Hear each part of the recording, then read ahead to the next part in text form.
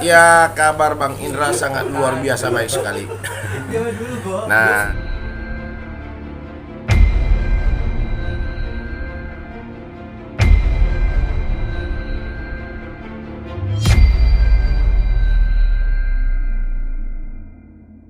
selama ini kan saya ada di Persmedian. Mungkin kalian juga tahu kan? Mungkin kalian juga tahu beberapa bulan lalu itu aku ada sempat dieksekusi sama pihak kejaksaan karena memang waktu itu aku upaya hukum untuk dikasasi kemarin memang kalah. Tapi pas kemarin di PK juga kita urus kemarin, tapi PK itu kan tidak mengurangi untuk dieksekusi seperti itu. Nah, terus yang kedua, aku ini kemarin udah nanya sama jaksanya dari Kejari, sama kasih pidumnya Mas Afi, sama kasih intelnya sama orang Kejati juga kalau aku ini bukan DPO. Tapi berita-berita di sana kan aku DPO ya. Ternyata aku bukan DPO karena apa? Karena aku kan sidang PK itu 3 kali. Oke, 3 kali sidang PK. Terus aku sidang terakhir itu hari Senin. Aku belum dieksekusi. Hari Selasa aku ada giat ke Kejati, Kejaksaan Tinggi. Tiba-tiba setelah aku selesai kerja, datanglah segerombolan oknum jaksa itu sekitar kurang lebih 11 orang mendampingin ke mobil aku, manggil aku untuk bicara dan bawa surat untuk penahanan dan dibawa ke ruangan. Di situ kita tanda tangan segala macamnya. Di situ sempat juga terjadi debat sama saya karena saya bilang kenapa tiba-tiba seperti ini kan gitu, karena kemarin saya PK kenapa sidang PK kenapa saya nggak dieksekusi, kenapa sekarang tiba-tiba dieksekusi, ada apa? Tapi dikeluarkan surat itu aku baca dan aku paham juga hukum, dan karena aku juga praktisi hukum, ya udah aku ikutin. Jadi akhirnya aku dibawa ke Cipinang. Nah, bebas kapan Bang? Tanggal berapa kemarin? Kalau saya bebasnya itu di tanggal 31 Desember bulan 12. Jadi aku puji Tuhannya itu masuk bulan 7, keluar tanggal 31 di tahun yang sama. Oke. Berarti 5 bulan. Ya, kurang lebih gitu. Nah, apa sih Bang pengalaman di dalam Bang yang Abang ketahui gitu? Apakah seseram yang selama ini ada Bang? Pengalaman di dalam itu yang aku dapat itu sangat-sangat banyak ya. Tapi yang pasti di dalam itu aku lebih cenderung ke lebih religius. Artinya bukan di sini kita sok-sokan karena gara lu di dalam lu lebih religius, enggak. Tapi karena memang di dalam itu kita diajarkan untuk lebih lagi menjadi manusia lebih baik. Karena menurut gue orang-orang yang di dalam itu tidak semua orang bersalah kok. Enggak orang bersalah semua. Karena apa? Karena banyak juga orang salah tangkap.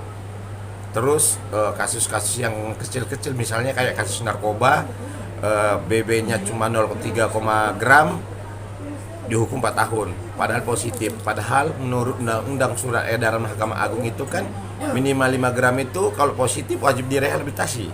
Nah, dan itu ada beberapa orang yang saya selamatkan di situ. Saya suruh ajukan upaya hukum, saya yang ngurusin dan mereka udah keluar.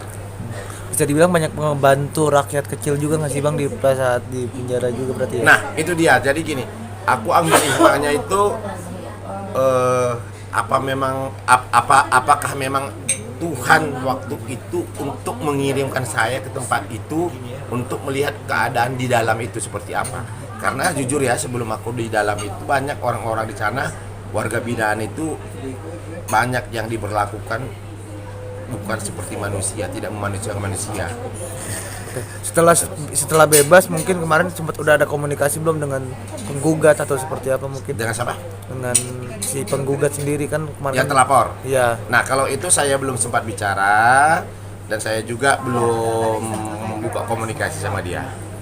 Bang, kedepannya apa sih Bang yang Abang harapkan? Maksudnya dalam konteks selain berkarir di lawyer ini, apa sih yang Abang inginkan? Yang pasti saya tetap akan berkarir di dunia hukum sebagai praktisi hukum karena memang itu passion saya. Karena banyak orang yang membutuhkan jasa saya. Dan dalam hal ini nanti dalam bekerja saya lebih hati-hati lagi untuk berbicara, menggunakan sosial media. Itu pelajaran yang sangat bisa saya ambil gitu. Berarti ada hikmah di balik kejadian ini ya. Oh ada dong. Dan lebih selektif juga akan menerima tawaran dari klien. Kalau masalah selektif enggaknya itu kita pengacara itu kan tidak bisa memilih-milih kasus yang kita terima, karena kan kita disumpah waktu itu lu punya duit, lu nggak punya duit, semua harus lu terima. Tapi lu bisa juga menolak ketika tidak sesuai dengan hati nurani lu ketika membela klien. Gitu. Berarti kabarnya akan menjajal profesi nyanyi, Bang. Bener nggak sih? Betul. Kebetulan apa namanya ya? Aku kan punya 2 single. Tahun 2015 aku diciptakan lagu sama Rizal.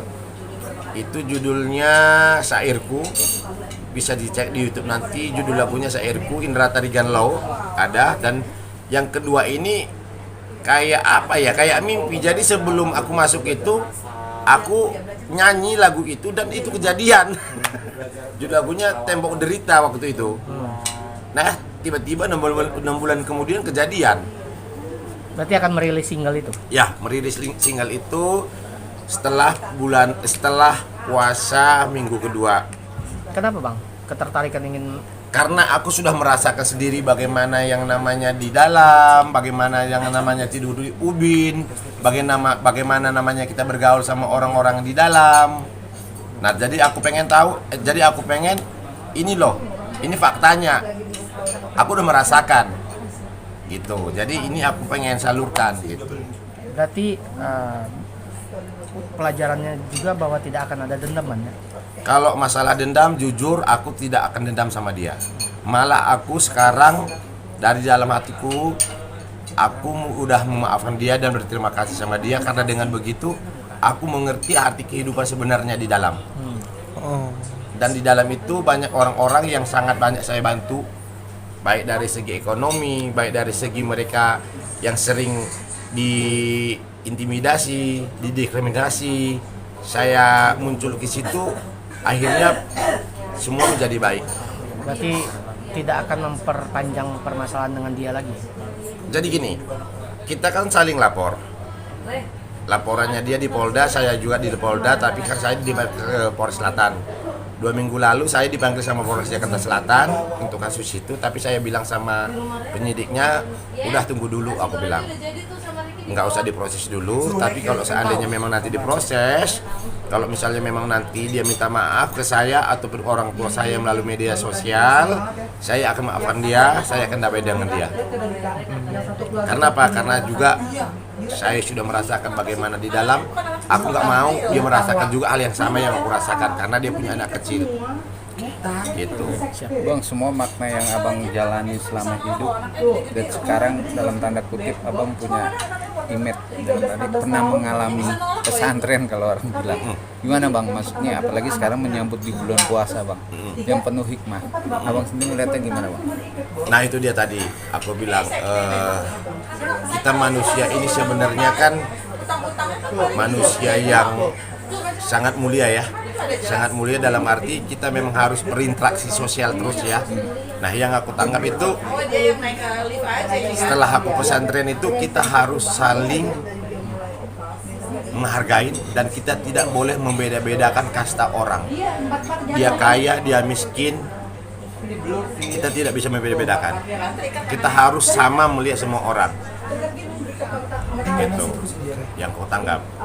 Makna dari semua abang yang pernah jalanin kan banyak juga masih berseteruan orang-orang di belakang ini bang. Gimana abang mau bikin orang dalam tanda kutip menyarankan bang untuk berseteruan sekarang? Nah jadi gini, tidak ada gunanya kita berseteru, tidak ada gunanya kita gontok-gontokan. Karena apa? Karena itu akan merugikan diri kita sendiri dan keluarga kita. Jadi kita lebih mending kalau misalnya kita dibully, kita dihina segala macam, mending didiamin aja. Nah, dan kita juga harus lebih hati-hati lagi untuk menggunakan sosial media. Bukan karena saya udah merasakan seperti ini enggak ya, tapi ini karena udah saya rasakan. Saran saya lebih baik kita hati-hati menggunakan jari kita untuk menggunakan sosial media. Karena apa? Karena itu bisa menghukum diri kita sendiri dan merugikan keluarga kita. Kasihan. Untuk logo sendiri bang, pendapat abang gimana bang? Apa? Logo. Kalau saya sangat-sangat legowo mas, makanya saya bilang saya sekarang ini Indra yang baru, bukan Indra yang lama. Nah makanya ketika gua ketemu sama orang ibadah ketemu sama orang yang rendah segala macamnya, gua kayak yang kayaknya seneng gitu, kayak lebih menghormati, menghargai gitu. Dan yang di dalam itu yang terpasti itu gue banyak bantu orang di sana, bantu dari segi ekonomi, terus dari segi masukan hukum, kasih support. Kan banyak hukumannya di situ, ada yang 10 tahun, 5 tahun segala macam ya kan. Banyak saya kasih masukan, kamu harus sabar, kamu harus banyak ibadah, kamu perbanyak kegiatan, jangan aneh-aneh di dalam. Yang penting apa ada aturan di sini kamu ikutin aja. Karena apa? Karena kan hak warga binaan itu kan ada.